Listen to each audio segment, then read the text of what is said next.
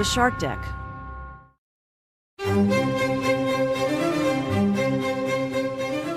Hello and welcome to Palace Intrigue. I am your host, Mark Francis. The Royal Rundown tweeted, "Absolute PR disaster for the Sussexes. Even sympathetic American media, people, GMA, etc., poking holes in their story. Seems they embellished and exaggerated. Their own security team were reportedly a problem. And most of all, New Yorkers don't appreciate overblown allegations." There appear to be different tellings of whatever happened in New York the other night to the Sussexes. Speaking exclusively to Sky News, the couple's press secretary Ashley Hansen said, "I have never experienced their vulnerability as much as I did last night. They were incredibly scared and shaken up. There were several times when the car stopped and security got out. There were instances where the police confronted the paparazzi and asked them to stop or give them space to do this safely. Unfortunately, that wish was not respected." Sky News writes, "On the claims that all this is just a publicity stunt to present the couple as victims as they battle the UK tabloids in court, she claimed numerous people beyond her principles were endangered, including pedestrians and 2 police officers, a claim confirmed by the New York Police Department."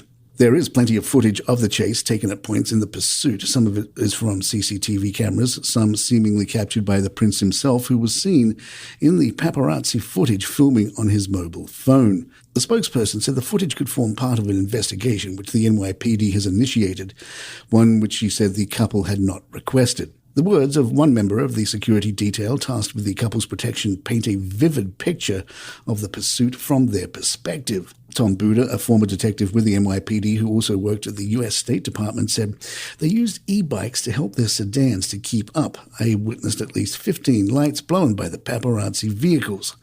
Mr. Buda continued, "As security, we don't know what the intention of these supposed paparazzi are, and we don't know who's who, and they were driving recklessly. Our assumption was that they were paparazzi, trying to make lots of money, but they were driving aggressively and badly. The Duke and Duchess were a bit shaken up."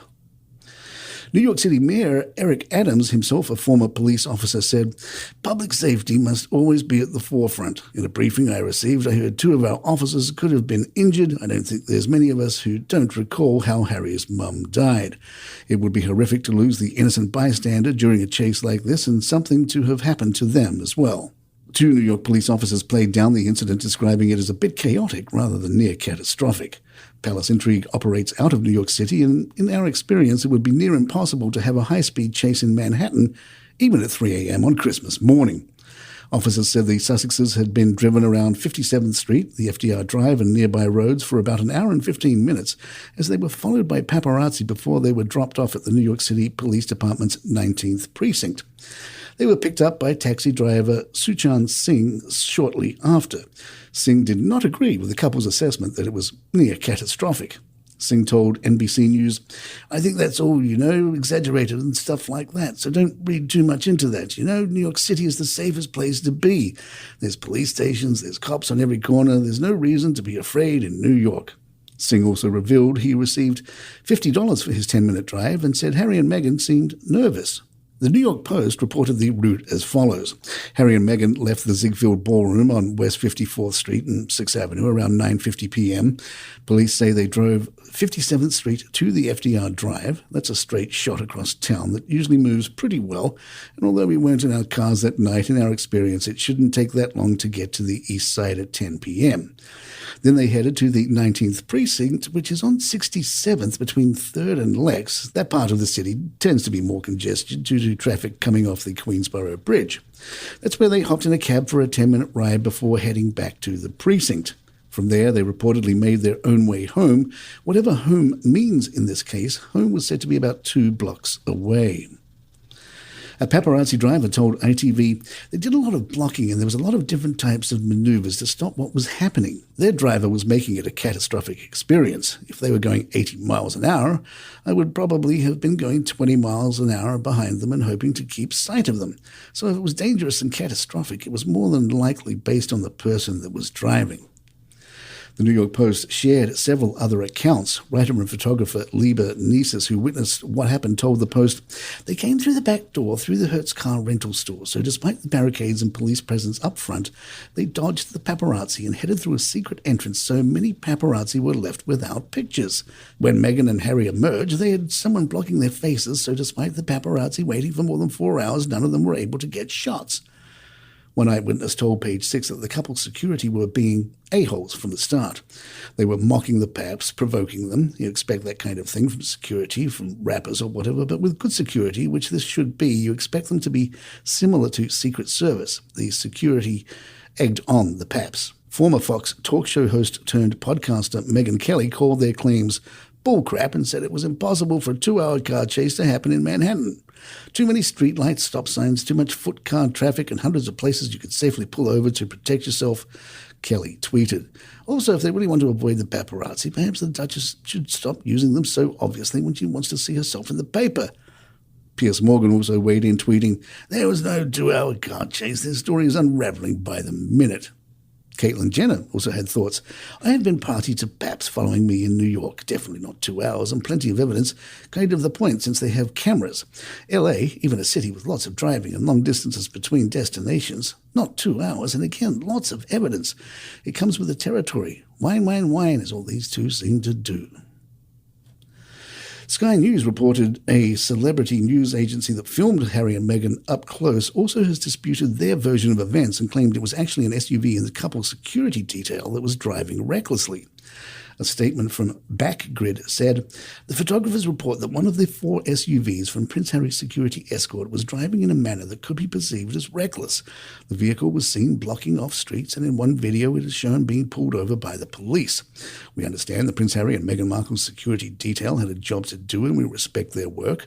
We do, however, want to point out that according to the photographers present, there were no near collisions or near crashes during this incident.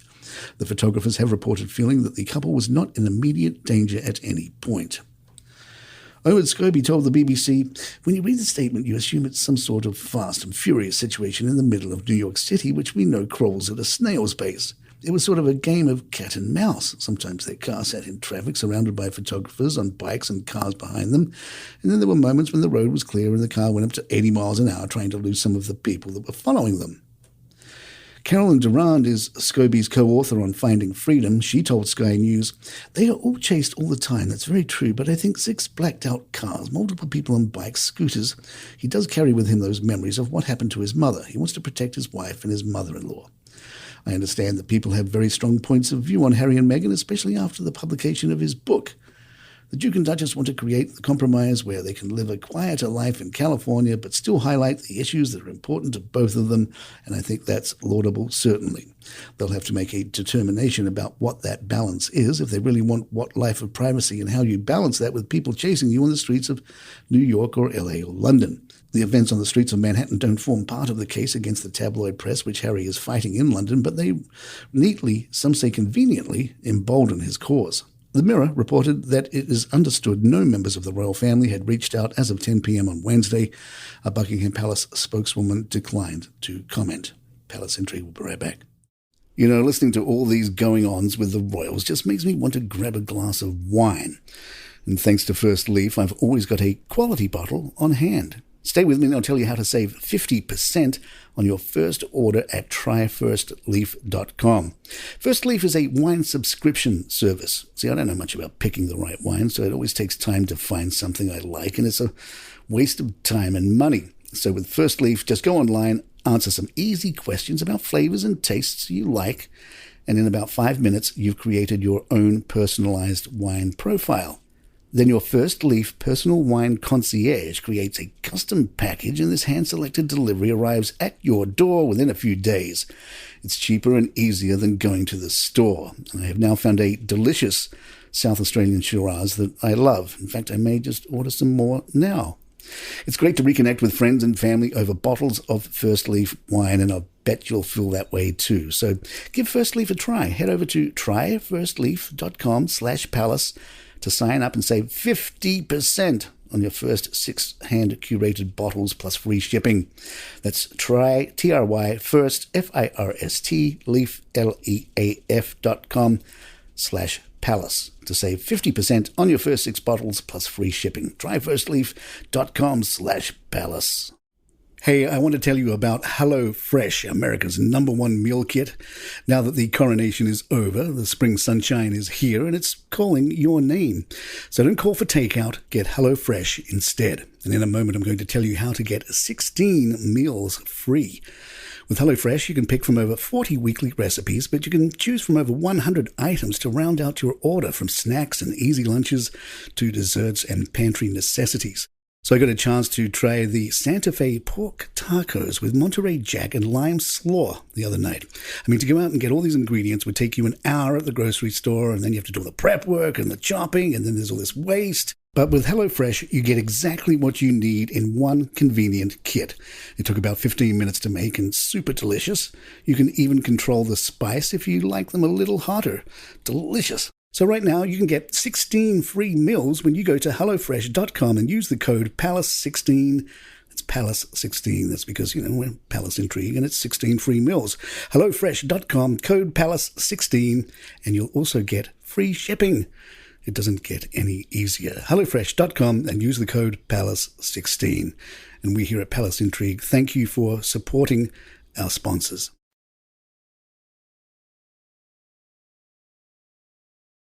With King Charles in the news a lot recently, people are beginning to notice the breed of dog known as the King Charles Spaniel. Not many on social media know where the name comes from.